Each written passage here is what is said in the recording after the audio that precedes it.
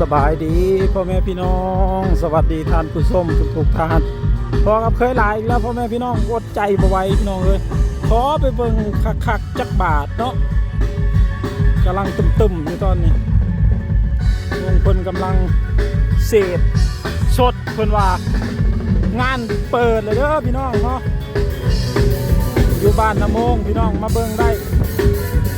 ลมเย็นสบายพร้อม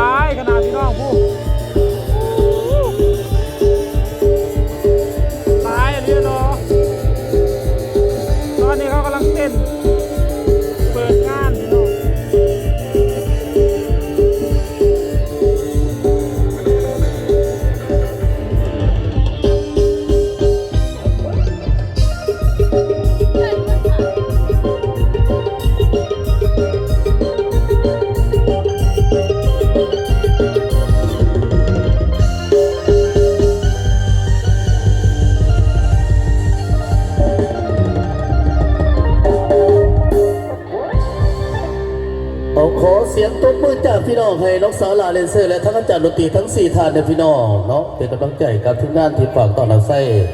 ให้ทั้งเจ้าภาพที่ได้จัดงานขึ้นสำหรับเป็นการขึ้นวันนี้แล้วพี่น้องเนาะเลยกับผมบอกญาติพี่น้องที่มาจากต่างบ้านและกับภายในบ้านที่มาเปิดประสมกับงานรับเป็นสำเร็จขบวนวันนี้เนาะขอฝากฝากแพงให้พี่น้องเอาวันนี้ก่อนพี่น้องเขาสิได้ฟังรายการลำเรื่องต่อก่อนเนาะก็จะเข้าสู่รายการคอนเสิร์ต ให้ญาติพี่น้องเขาเบิ่งชมรายการคอนเสิร์ตเนาะและก่อนพี่น้องเขาสิได้รู้ในชมรายการคอนเสิร์ตขอเสียงตบมือจากพี่น้องต้อนรับพิธีกรรายการคอนเสิร์ตเอาสดๆกันหน่อย